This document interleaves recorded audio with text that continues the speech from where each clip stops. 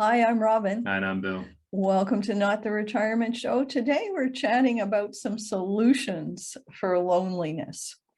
I said towards the end of our last video on this subject that if you are sitting here watching this and you're feeling lonely, it's quite likely that however you arrived at this position you're in is entirely a situation not of your making.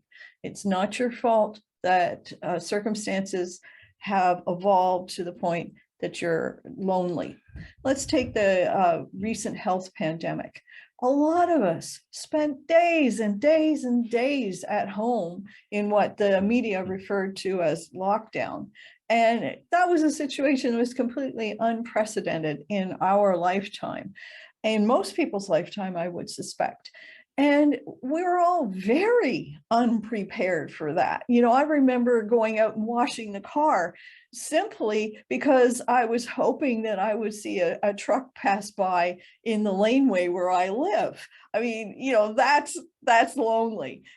My point here is there's no shame in admitting and owning up to it when you are lonely. Well, yeah, I think that's right, because I think the one thing, I don't know that we necessarily have all the solutions, perhaps, or the ideas or even suggestions, but I think the one overriding point about accepting the fact that, you know, you are lonely. You know, accept it. Maybe there's nothing you can do about it, but there are, you know, things that you can do to alleviate the concern, to make life a little bit easier for yourself. I think that the big thing, particularly in the retirement years, is to stick to a daily routine, is to have a routine. Now, it doesn't necessarily mean to say that you want to go and, you know, cut the grass every single day or wash the car every single day, like some people seem to think it was a great idea. Hey, but are you making fun of me? He's making fun of me. Write in the comments below if you think that's a good thing. That is a good thing, yeah.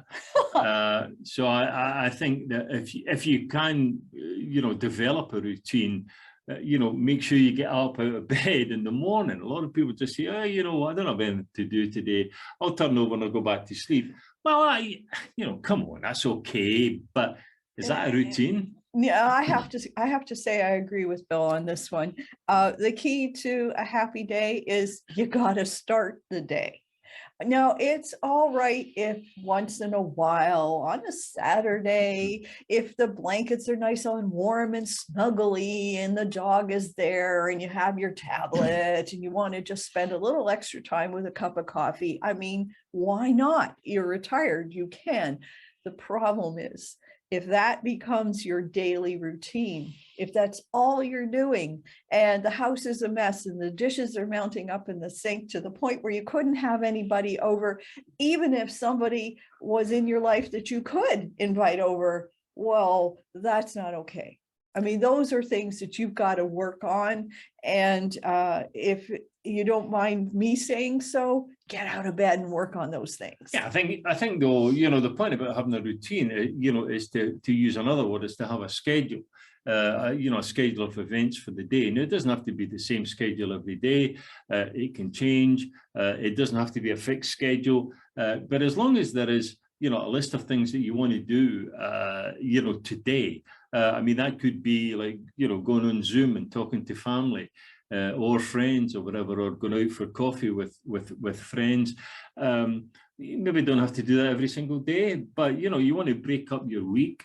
Particularly the weekends. I think weekends are probably a lot more difficult for people because, you know, everybody's kind of laid back.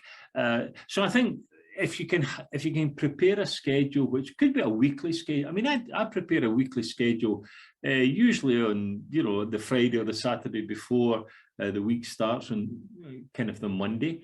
So I kind of take Sundays off, you might say. But you take Sundays off from retirement. Did you hear that? Yeah, well, I mean, you got to take a, you know, I mean, this retirement stuff is pretty tough going. You know, you just never get a day off. I agree that it can really help to have a schedule if you're a person who's been spending too much time alone and not happy about it. But you do have to have lots of variety in that schedule.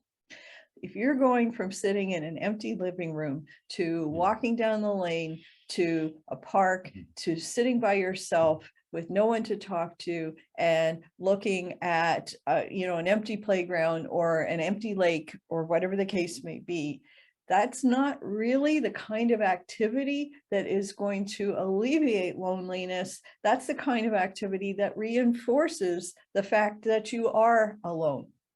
It would be much, much better to say, well, I'm going to go out, get out of the house. I'm going to go and sit on a bench in a shopping mall or a busy street where I can get a cup of coffee or something like that, where you at least know that there are going to be people all around you and you're going to see them doing things and you're going to hear them having bits of conversation. And at least you're going to feel much more part of things. What's an empty lake? I've lived in several different places around the world, and one of the actually, bless his heart, one of the places that I lived down the end of my street was Lake Ontario, which, if you don't know Canada, that's a pretty big piece of water. In fact, it's so big you can't see across it. And every morning when I was walking my dog, I used to see this elderly gentleman sitting on a bench by himself, off in a corner. And yes, maybe he was enjoying the sunrise or whatever, but he also seemed really, really alone, and like he really needed to be around people more than what he was presently doing. Well, I certainly think that nature is a wonderful solution to some aspects of loneliness, weather permitting, obviously, but just to go and sit in the park and watch the trees, blowing in the wind, or watch the leaves falling down, or, looking at a river or things like that. I know it kind of sounds a little bit, do I have to? Because, social media is so active and people are here, there and everywhere, and people are making videos and TikToks and goodness. I know, what am I going to do? I'm going to sit in the park and look at the trees. Yeah. I don't see anything wrong with that. You're going to go and make TikTok videos in your garage. I don't even know. You don't know what a TikTok video is, no, do you? I think it's something to do with a watch. I mean, it's TikTok. I have no idea. What I'm saying is that, the simple things in life sometimes provide the most wonderful feelings. Things like nature, watching trees, and whatever sort of thing, or just taking a drive someplace. Just the driving in and of itself just might be nice. Particularly, I mean, you probably don't want to do it in the city, but if you can go out and drive from here to there and just see different things, pull over, find a little cafe, go in for a coffee, meet a couple of people. Yeah, I mean, that's really nice stuff. Okay, so Bill is talking about what I like to call the art of being alone. And I'm going to talk about the science of alleviating loneliness, because I'm all about find ways to be around people and to actually do things where you interact with people on some level.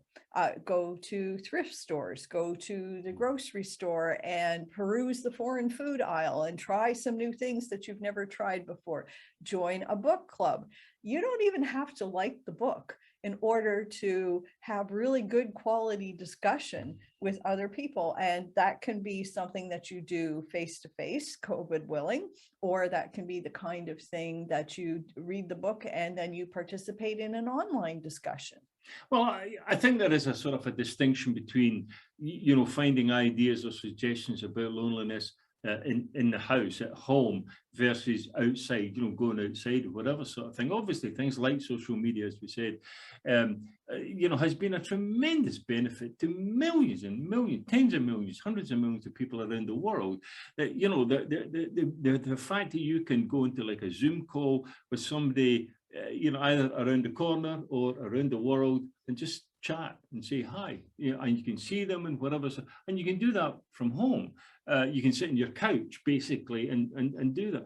I mean, that's a tremendous advantage that we, this generation, and I'm talking about the retirement generation here, that we have, that certainly our parents never had, and grandparents never even thought about it. Well, it's very interesting because I have a relative who is about to be 90 years old, And he's, a little late to the party when it comes to the internet and technology. But even he is really getting into attending Zoom meetings and learning things online and listening to music and watching YouTubes. And every once in a while, he'll get in touch with me and say, can I help him register for this concert that's taking place in the UK, or a poetry reading somewhere else? And there is an awful lot of joy that you can bring to your life and be with other people having an experience. Well, yeah, one last thing would be, start a blog. I mean, that's how this whole Olderhood thing started.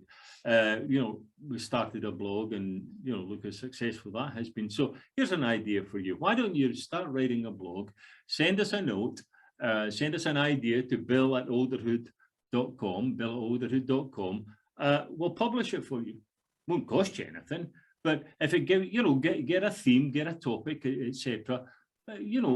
Plan to do one a week or something along those lines. We'd love to do that for you. So there's another idea. Start a blog.